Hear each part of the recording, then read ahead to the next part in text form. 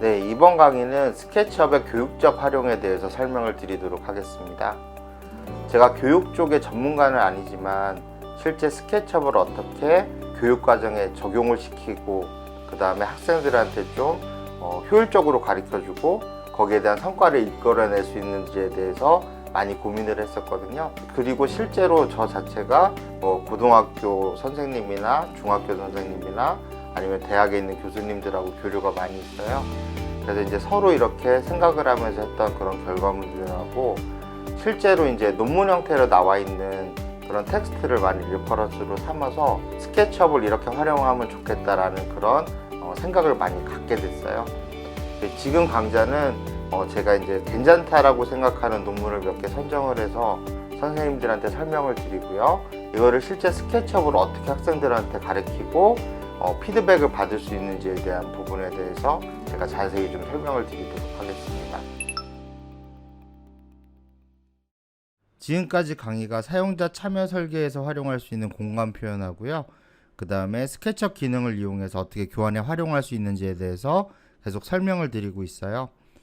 마지막 시간에는 어떻게 교육적으로 활용하는지에 대한 부분에 대해서 설명을 드리려고 하는데요. 일단 이 분야에 대해서 이제 관련 논문들이 있습니다. 제가 예전에 쭉 찾아보기도 했고 좀 공부를 좀 해봤었는데요. 이 내용들을 리퍼런스로 해서 몇 가지 좀 설명을 드리도록 하겠습니다.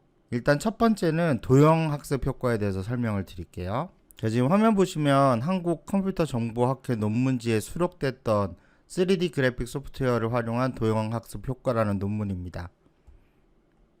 자, 이제 제가 앞쪽에 요약을 좀 해놨습니다. 초등학교에서 저도 이제 제 자녀들도 지금 그 2명 다 초등학교를 다니고 있는데요. 도형 영역의 학습이 좀 증가를 했다고 합니다. 난이도 자체가. 우리 아이들도 보면 실제 이제 할 때 도형에 대해서 직접 교과서를 뜯어서 입체 도형을 만들기도 하고 그걸 통해서 관찰하거나 이렇게 해서 학습을 하는 걸 제가 봤었는데요. 실제로 이제 제가 자녀들한테 스케치업을 가르쳐서 이해를 시켰을 때 좀 더 효과적인 느낌을 많이 받았어요. 그래서 이거를 뭐 제 느낌으로만 설명을 드릴 수 없으니까 논문을 리퍼런스해서 좀 설명을 드리고 있는 거고요. 일단 이제 스케치업에서 어떻게 이 도형학습 효과에 대해서 이렇게 좀 유의미한 결과를 나타낼 수 있는지에 대한 설명이 이 논문에 수록이 되어 있습니다. 일단 이 논문에서 본 거는 공간 시각화 능력하고요. 공간 방향 능력에서 어느 정도의 향상이 일어났는지에 대한 그런 내용들이 적혀져 있고요. 일단 왜 스케치업을 썼는지에 대한 내용들이 나와 있습니다. 그래서 실제 스케치업 자체가 간단하게 그림을 그리는 도구잖아요. 3D 형태를 그리는 도구인데 그쪽에 이제 전문적인 3D 프로그램에서 가지고 있는 뭐 렌더링 기능이나 뭐 이런 아주 복잡한 기능들 같은 경우에는 초등학생들이 필요 없기 때문에 간단한 스케치업을 사용을 해서 진행할 수 있다라는 그게 핵심인 것 같고요. 그 다음에 이제 지도 내용을 이렇게 보게 되면 쌓기나무 만들기하고 규칙을 찾고 개수도 구하고 입체 도형도 만들어 보고 그렇게 해서 이제 전체적으로 어떤 형상을 만드는 게 아니라 3D 모델링 프로그램인 스케치업 상에서 이 내용들을 좀 숙지할 수 있도록 진행을 하신 것 같아요. 그래서 이제 실제 진행됐던 그 활동지 같은 것들이 이렇게 논문에 수록이 돼 있고요. 마지막으로는 이제 T 검증을 이용해서 이게 유의미한 결과가 나왔는지에 대해서 좀 코멘트를 하고 있습니다.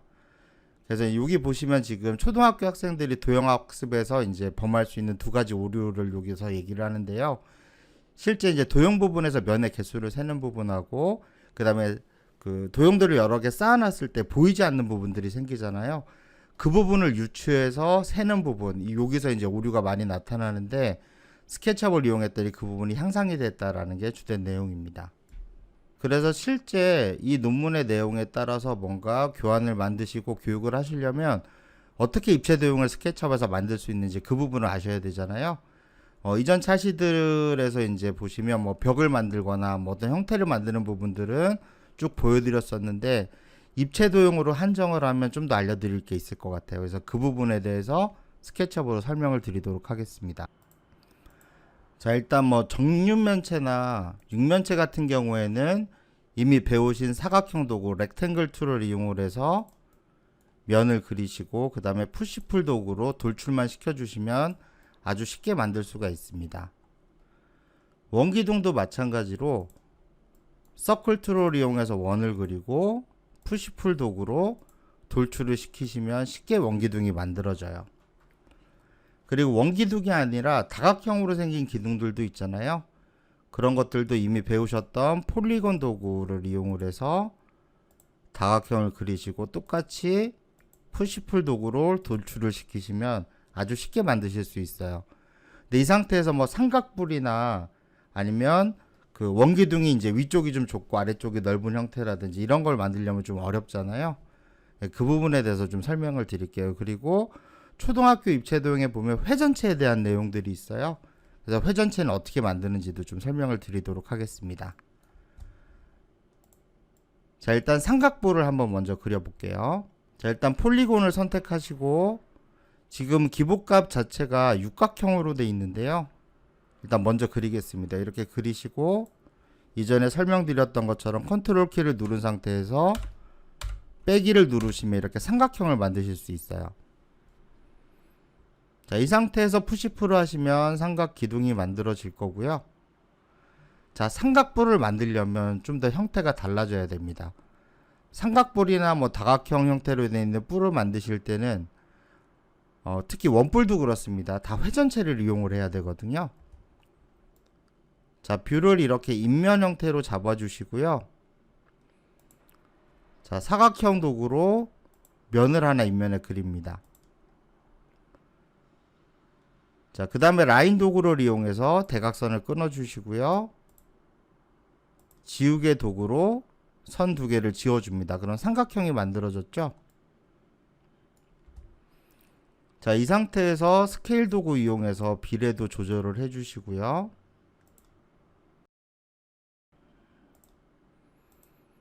자, 원뿔을 먼저 만들어 볼게요. 회전체를 이용을 합니다. 어떤 식으로 하시냐면 인면상으로 단면을 먼저 만들어 놓고요. 그 다음에 서클 툴 누르시고 회전체는 회전축이 중요하잖아요. 그것도 이제 이 기능을 통해서 학생들한테 설명을 해 주실 수 있으실 텐데요.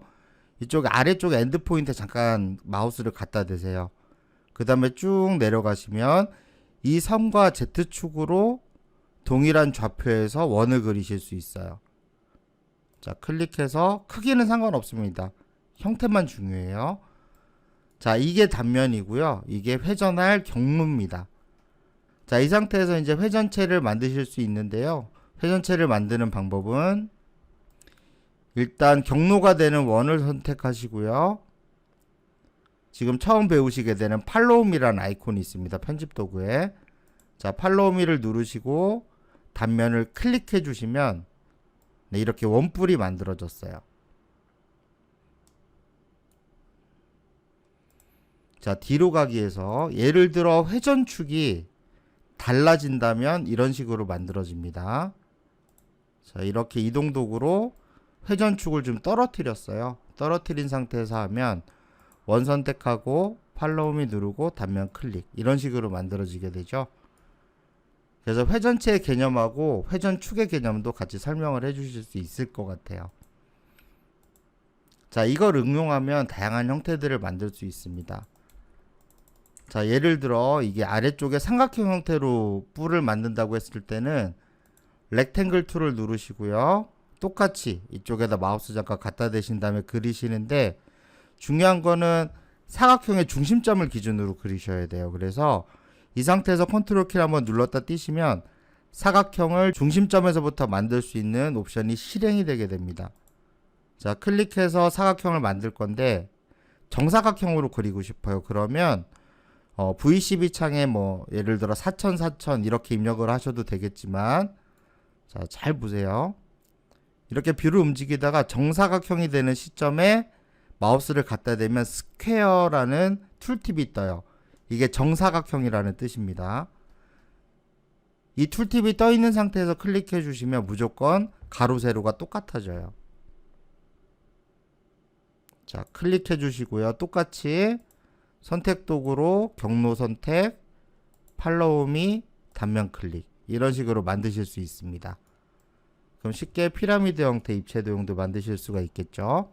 그 다음에 원기둥인데 위쪽이 오목한 형태를 만들고 싶다 그러면 자, 푸시풀로 이렇게 당겨주시고 위쪽에 있는 면을 선택하신 다음에 스케일 도구를 선택을 합니다. 자, 그러면 이 면에 대해서 그 스케일의 핸들이 표시가 되는데요.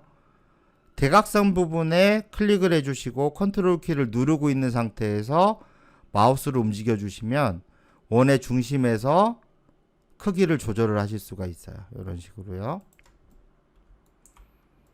자, 이렇게 다양한 입체 도형을 그리실 수 있습니다. 또 가령 예를 들어 지금 삼각형으로 이렇게 돌출을 시켜놨는데요. 이 부분이 사면으로 잘린 형태 입체 도형을 그리고 싶다라고 하시면 라인 도구로 이렇게 그어주세요. 이렇게 그어주시고 지우개 도구로 필요 없는 선들을 지워주시면 도형을 깎아서 이렇게 만드실 수 있어요. 그리고 또 선생님들이 도형에 대해서 설명하실 때 뒤에 안 보이는 은선도 설명을 해 주셔야 되잖아요.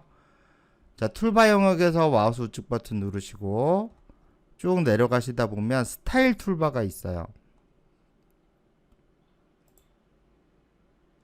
자, 스타일 툴바에서 보시면 두 번째 있는 아이콘이 백 엣지라고 해서 은선을 표현해주는 그런 기능이 되겠습니다.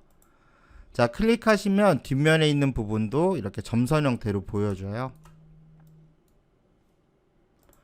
그리고 나무 쌓기 같은 것들을 표현하실 때는 좀 더 쉽게 하실 수가 있는데요. 자, 쌓기 블럭을 하나 사각형 도구로 만들어 주시고요. 자, 전체 객체를 선택한 다음에 마우스 우측 버튼 누르시고 그룹으로 만들어 주세요. 그룹으로 묶어주지 않으면 주변이 달라붙어서 옮기거나 쌓을 수가 없습니다. 자, 그 다음에 배우셨던 무브 툴을 이용해서 컨트롤 키 한번 눌러주시고 복사 모드를 이용하면 쉽게 쌓기를 만드실 수 있어요.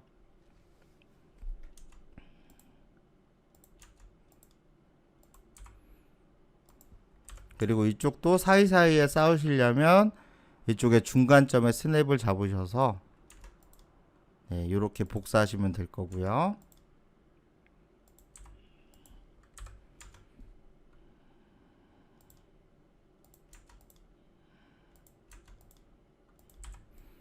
이렇게 쌓기 형태를 만드실 수 있습니다. 그 다음에 뒤쪽에 있는 것도 유출을 하게끔 복사를 하시려면 일부분 이렇게 잡아서 다중 선택하실 때는 컨트롤 키 누르고 셀렉트 툴로 쓰시면 돼요.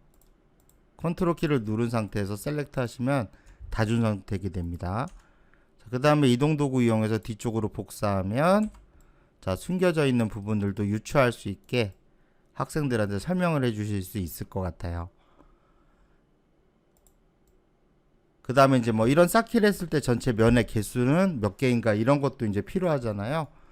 그럴 경우에는 면의 개수는 이렇게 보시면 됩니다.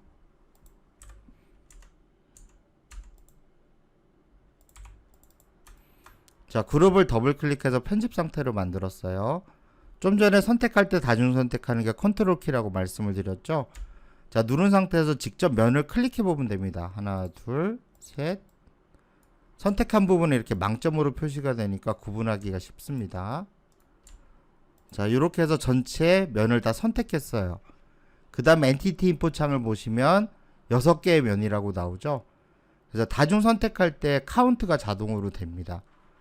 그래서 실제 이거 전체 쌓기를 했을 때 몇 개의 면이 있는지도 아주 쉽게 설명을 하실 수가 있겠죠. 자, 이렇게 스케치업의 다양한 기능들을 이용해서 초등학생들한테 입체 도형에 대해서 설명해 주시면 아주 좋을 거라고 생각이 듭니다.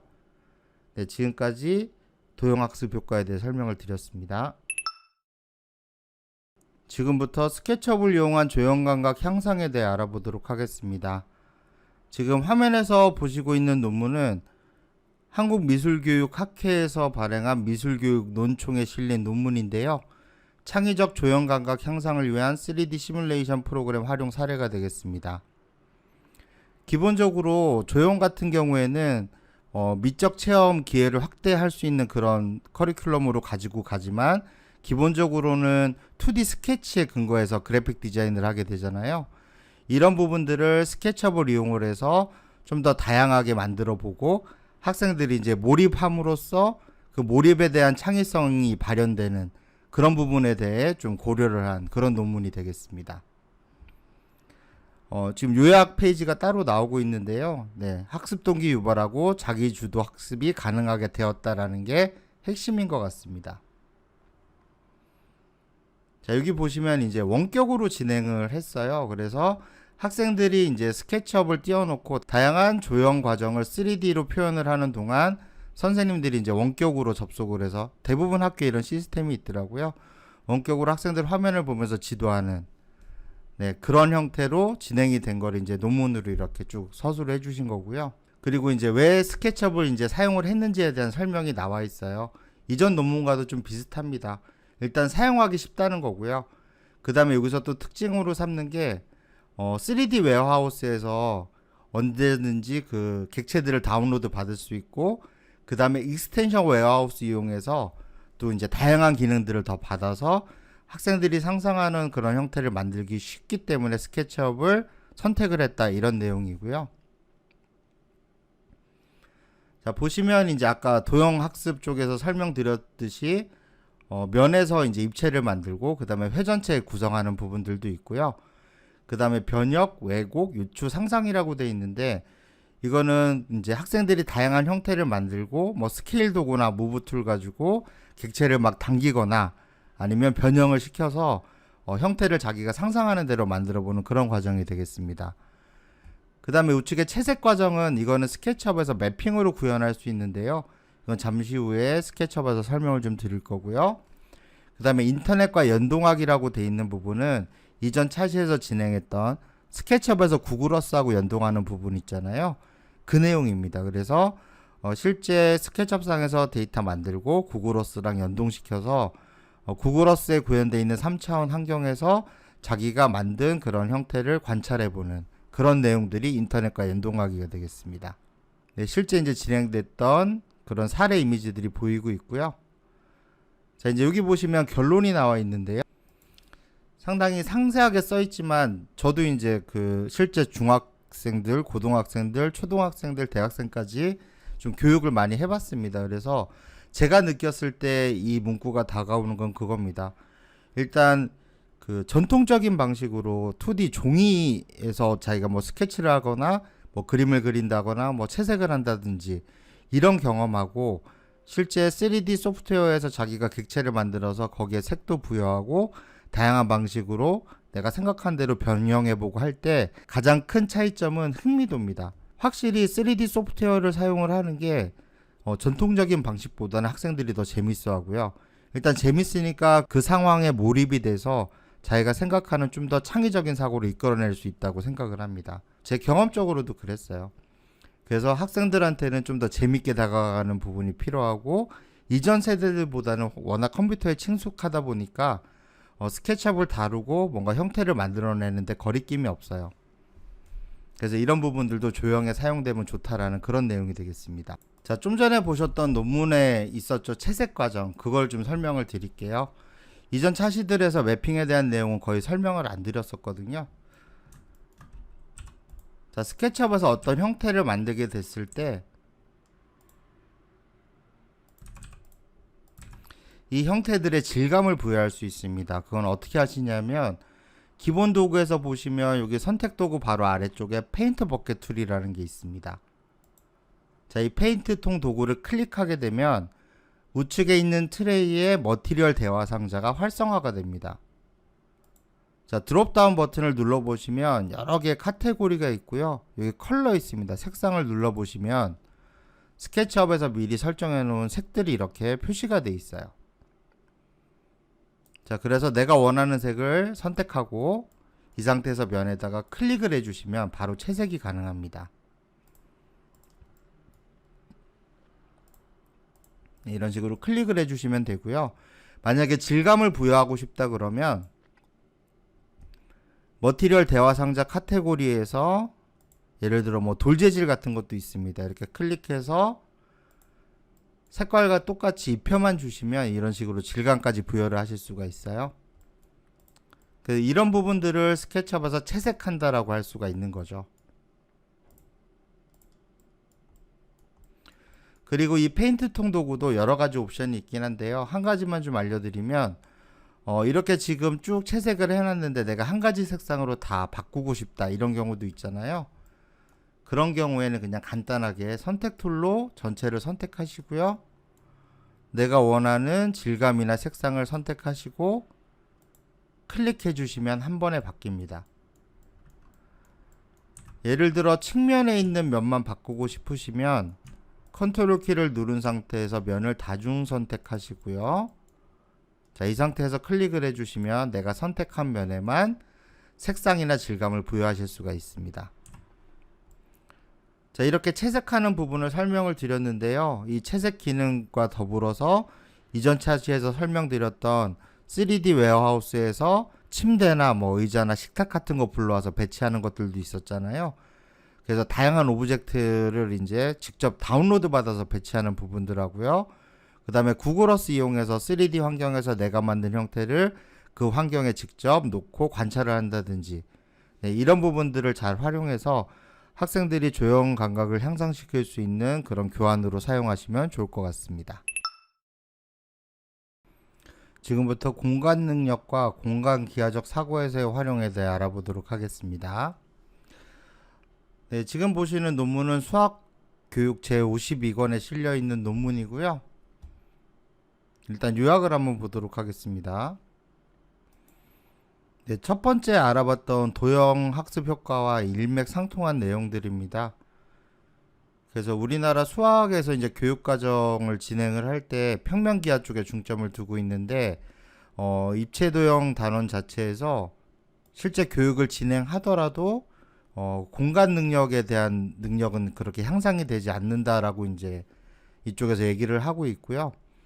그리고 이제 스케치업을 이용을 해서 이런 부분들을 좀 해결을 한다라는 그런 간략한 내용이 되겠습니다.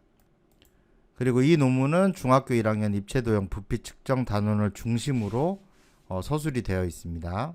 제 논문 내용이 이제 쭉 이렇게 나열이 되어 있고요. 네, 이제 뭐 사고 유형에 대해서 설명이 되어 있는데, 뭐 겨냥도나 전개도나 단면, 도형인지 이런 요소들이 쭉 구분이 되어 있어요. 그리고 이제 차시별 내용도 그쪽에 맞춰서 이해할 수 있도록 구성이 되어 있고요. 이제 실제 진행했을 때 이제 유의미한 결과가 나왔다고 합니다.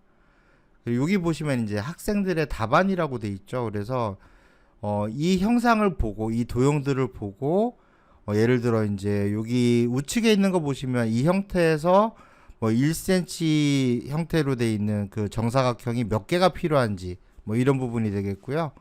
그리고 왼쪽에 있는 도형은 전체가 몇 개의 면으로 이루어져 있는지를 유추하는 그런 단계를 서술을 해놨어요. 그래서 아래쪽으로 갈수록 좀 더 통합적인 사고를 통해서 이해를 하는 거고요.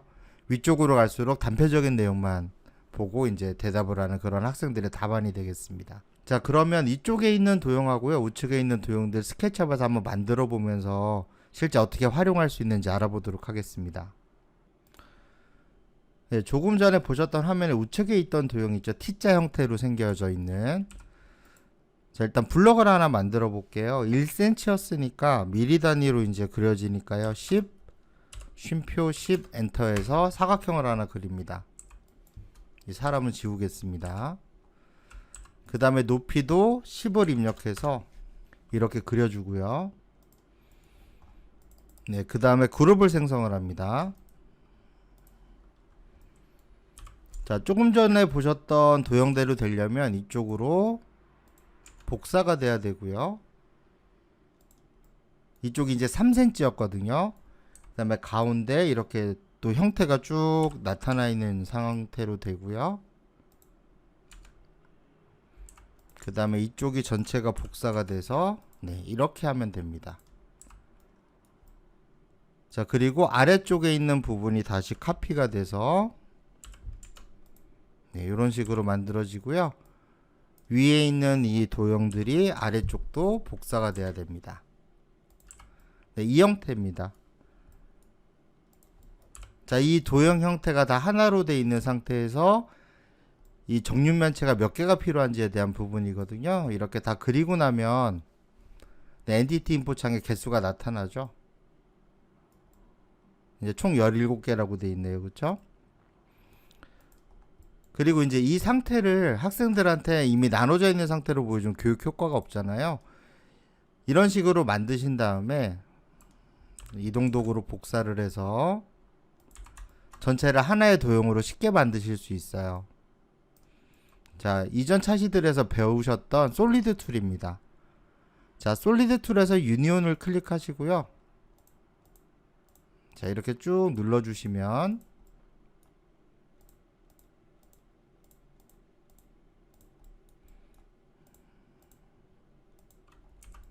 네, 블럭으로 분할되어 있던 형태가 하나의 도형 형태로 만들어지게 되죠. 자, 이렇게 해서 유니온을 활용하시면 이 형태를 아주 쉽게 표현하고 학생들한테 설명을 해 주실 수 있을 것 같아요. 그리고 아까 보셨던 도형 중에 왼쪽에 있던 도형이 좀 어렵게 보였죠? 네, 지금 제가 다시 화면을 띄웠는데 위쪽이 오각형이고요. 이 오각형 형태가 뿔 형태로 돼 있고 이게 아래쪽으로 내려오면서 서로 형태가 이제 오각형이니까 이렇게 90도 정도 틀어져서 다른 형태로 돼 있고 이 위쪽과 아래쪽에 있는 오각뿔 형태를 사선으로 이렇게 그려서 삼각형으로 채우는 그런 도형이 되겠습니다. 자, 실제 이제 저런 도형을 그린다면 쉬운 형태는 아니에요. 근데 좀 그 스케치업 도구를 응용하시다 보면 그렇게 또 어렵지 않게 그리실 수가 있습니다. 자, 일단 다각형 도구를 누르시고 자, 화면상에서 다각형을 먼저 그립니다. 오각형이니까 컨트롤을 누른 상태에서 빼기를 눌러서 오각형으로 만들고요. 자, 먼저 객체를 선택을 해서 회전 도구로 네, 이런 식으로 회전을 하겠습니다. 자, 그 다음에 이게 뿔 형태로 돼 있었죠. 이쪽에서 뿔을 만드시려면 자, 라인 도구를 클릭해서 다각형의 중심점에서 선을 이렇게 그려주세요.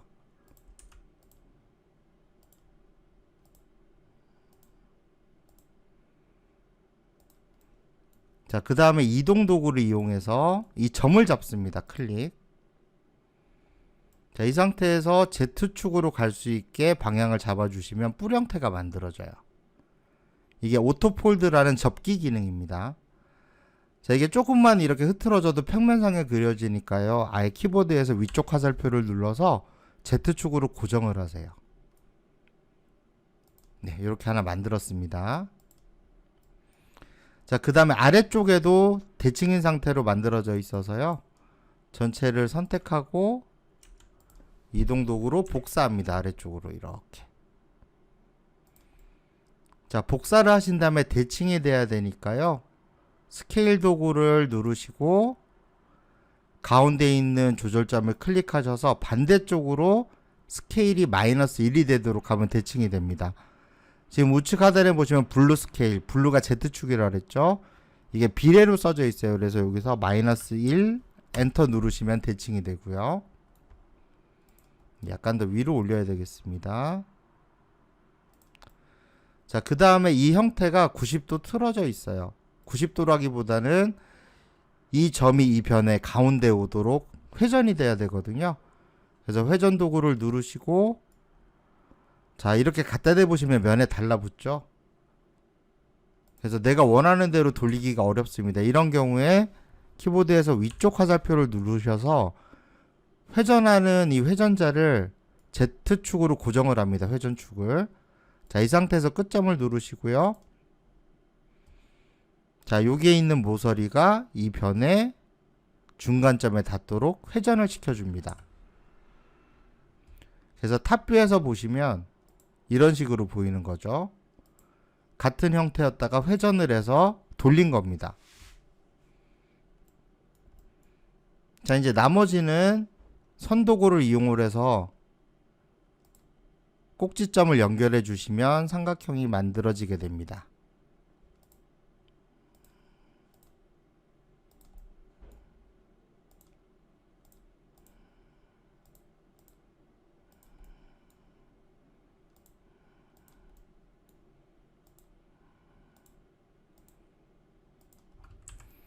네, 지금 이렇게 만들어졌는데요. 이 상태로 보시면 조금 전에 보여드렸던 도형과 똑같다는 걸 아실 수가 있을 겁니다. 그럼 면의 개수 세는 것도 어렵지 않죠? 컨트롤 키 누른 상태에서 선택 툴로 쭉 면을 선택을 해보시면 면이 몇 개인지 알 수가 있어요.